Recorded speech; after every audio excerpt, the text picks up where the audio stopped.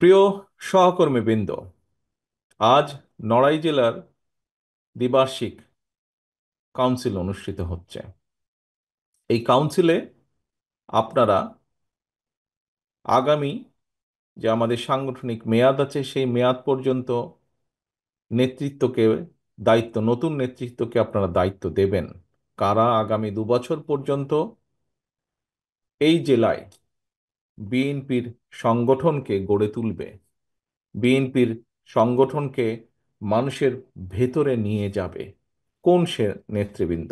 অর্থাৎ দলকে কিভাবে সংগঠিত করবে, দলের আদর্শ, দলের নীতি সঠিকভাবে মানুষের কাছে পৌঁছে দিবে। একই সাথে যারা এই দলের জন্য বিগত দিনে সংগ্রাম করেছে, দলের ঝান্ডাকে ধরে রেখেছে, তাদেরকে মূল্যায়ন করা হবে।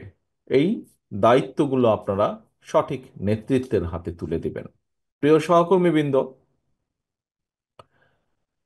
বাংলাদেশ জাতীয়তাবাদী দল বাংলাদেশের গণতন্ত্রের পক্ষের যে আরও রাজনৈতিক দল আছে তাদের সকলকে একত্রিত করে বিগত প্রায় 16 বছর ধরে বাংলাদেশের ঘাড়ে চেপে থাকা যে স্বৈরাচার ছিল, যে খুনি সরকারটি ছিল, যে নির্দ্বিধায় নিজের ক্ষমতা ধরে রাখার জন্য নির্দ্বিধায় যে শত শত না হাজার হাজার মানুষকে খুন করেছে, সেই খুনি স্বৈরাচারের বিরুদ্ধে আন্দোলন করেছিল এবং পরিশেষে ছাত্র জনতা, সমাজের সকল স্তরের, শ্রেণী পেশা নির্বিশেষে সকল ধরনের মানুষ ঐক্যবদ্ধভাবে সেই স্বৈরাচারকে, সেই খুনি স্বৈরাচারকে পতন ঘটিয়েছে। সেই খুনি স্বৈরাচার পালিয়ে যেতে বাধ্য হয়েছে বাংলাদেশের মাটি ছেড়ে। প্রিয় সহকর্মীবৃন্দ, আজ আপনারা এখানে যেমন একত্রিত হয়েছেন, কিভাবে দলের আগামী দিনের নেতৃত্বকে আপনারা ঠিক করবেন, ঠিক একইভাবে দলকে আবার পুনর্গঠিত করবেন, দলের নেতৃত্বকে ঠিক করবেন।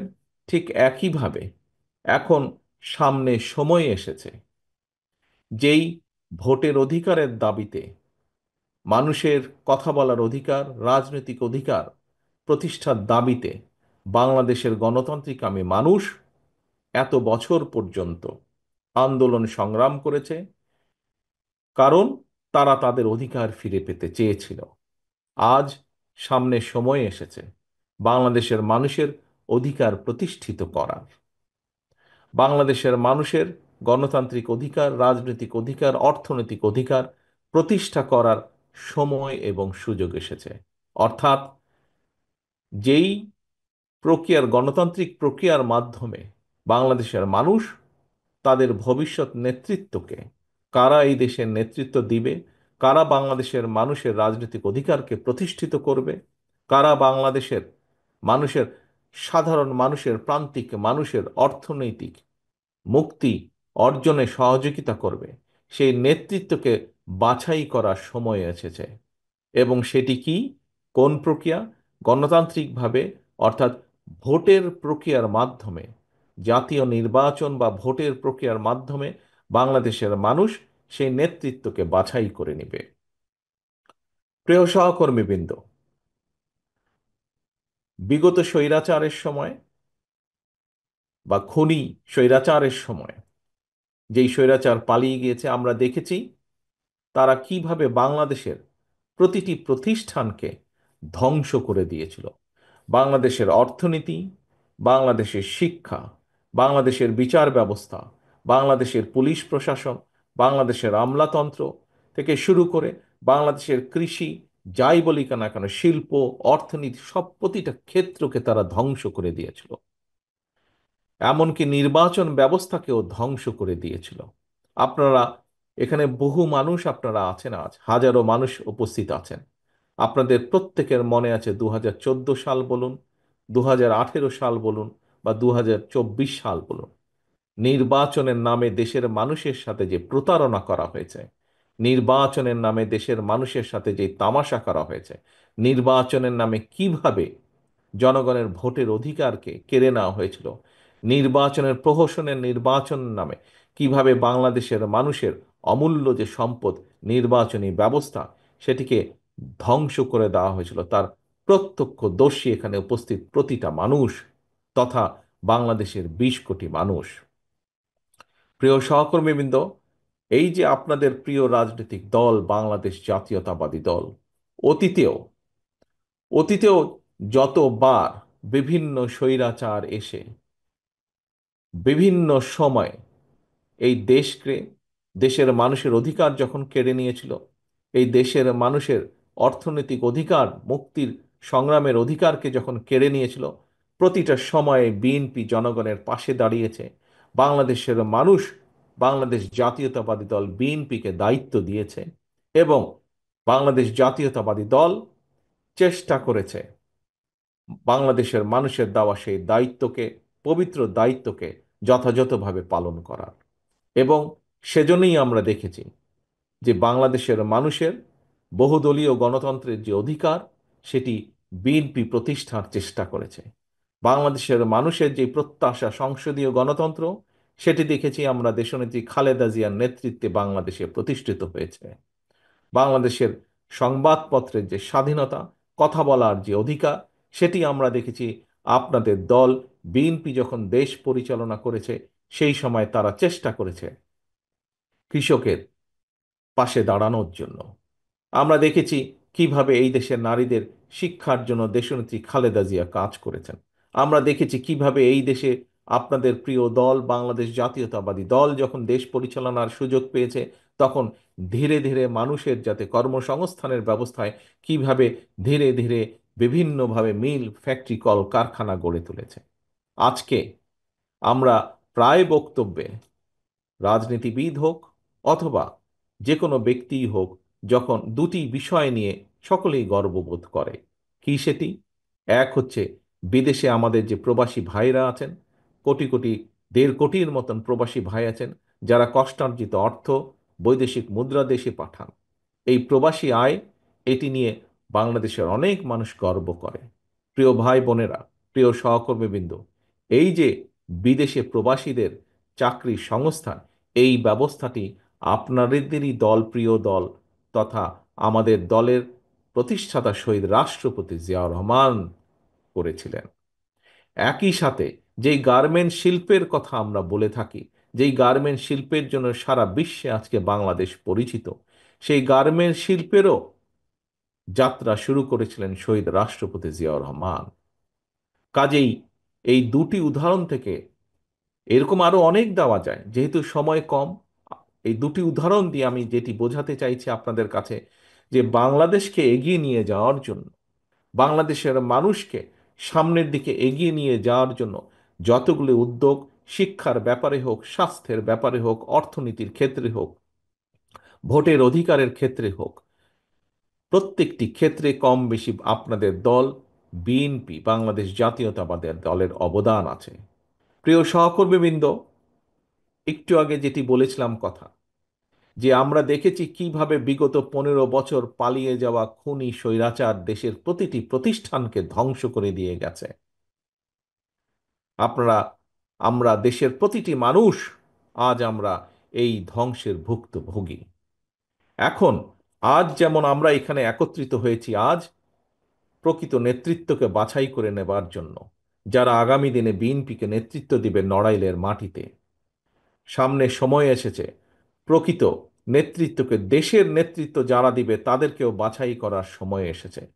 প্রিয় সহকর্মীবৃন্দ, দেশকে ধ্বংস করে ফেলা হয়েছিল বিগত 15 বছর। এখন সময় এসেছে দেশকে গড়ে তোলার। আমরা দেশের মানুষের সামনে 1 মাস, 2 মাস বা 3 মাস আগেও নয়, আমরা আজ থেকে 2.5 বছর আগে প্রায় বাংলাদেশের মানুষের সামনে আমরা উপস্থাপন করেছি আমাদের 31 দফা দাবি। কি সেই 31 দফা? এর মধ্যে আপনারা কম বেশি প্রত্যেকেই ওয়াকেফাল আছেন, অবহিত আছেন এই 31 দফা নিয়ে। এই 31 দফাটা কি? 31 দফাটা হচ্ছে বিগত 15 বছর এই স্বৈরাচার, পালিয়ে যাওয়া স্বৈরাচার, যে খুনি স্বৈরাচার দেশকে ধ্বংস করেছে, কিভাবে দেশকে আমরা আবার সামনের দিকে এগিয়ে নিয়ে যাব তার একটি পরিকল্পনা দেশের মানুষের সামনে আমরা উপস্থাপন করেছি। প্রিয় সহকর্মীবৃন্দ, আজকের এই সম্মেলনের মাধ্যমে আমরা যেরকম দলকে আবার পুনর্গঠিত করার নতুন উদ্যোগ নিয়েছি, ঠিক একইভাবে দেশকেও আমাদেরকে পুনর্গঠন করতে হবে। এই রাষ্ট্র কাঠামোকে আমাদের মেরামত করতে হবে। কারণ বাংলাদেশের মানুষ অতীতে দেখেছে, কম বেশি যতটুকুই সম্ভব হয়েছে, বাংলাদেশ জাতীয়তাবাদী দল, এই আপনাদের প্রিয় দল, এই দলই দেশের মানুষের জন্য, দেশের জন্য কাজ করেছে।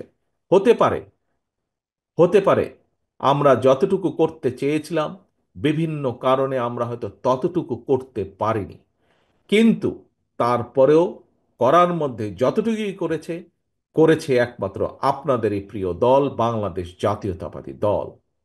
প্রিয় সহকর্মীবৃন্দ, আজকে সময় এসেছে দেশকে সামনে এগিয়ে নিয়ে যাবার।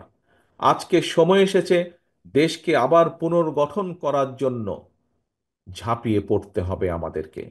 দেশের শিক্ষা ব্যবস্থাকে গড়ে তুলতে হবে আবার, যাতে করে আগামী দিনের প্রজন্ম শক্ত ভিত্তির উপরে দাঁড়াতে পারে। দেশের অর্থনীতিকে আবার গড়ে তুলতে হবে। দেশের কৃষককে আবার কৃষির পাশে আমাদেরকে দাঁড়াতে হবে, কৃষকের পাশে আমাদের দাঁড়াতে হবে, যাতে আমরা কৃষিকে শক্তিশালী ভিত্তির উপরে, মজবুত ভিত্তির উপরে গড়ে তুলতে পারি। দেশের শিল্প ব্যবস্থাকে গড়ে তুলতে হবে। দেশের মানুষের দেশের মানুষের স্বাস্থ্য ব্যবস্থাকে আমাদের পুনর্গঠন করতে হবে, যাতে দেশের মানুষের কাছে, প্রত্যেক প্রান্তিক মানুষের কাছে আমরা স্বাস্থ্য ব্যবস্থা পৌঁছে দিতে পারি। প্রিয় সহকর্মীবৃন্দ, বিগত 15 বছর বাংলাদেশ জাতীয়তাবাদী দলের প্রত্যেকটি নেতা কর্মী, মূল দল সহ অঙ্গ সহযোগী সংগঠনের প্রত্যেকটি নেতাকর্মী, সারা বাংলাদেশে ছড়িয়ে ছিটিয়ে থাকা প্রতিটি নেতাকর্মী, সারা বাংলাদেশে ছড়িয়ে ছিটিয়ে থাকা বাংলাদেশের গণতান্ত্রিকামী অন্যান্য সকল রাজনৈতিক দলের প্রতিটি নেতাকর্মী, আমরা নিয়োজিত ছিলাম এই স্বৈরাচারের বিরুদ্ধে আন্দোলনের। এখন সময়, স্বৈরাচার পালিয়ে গিয়েছে। এখন এসেছে সামনে সময়, কিভাবে দেশকে গড়ে তুলতে হবে।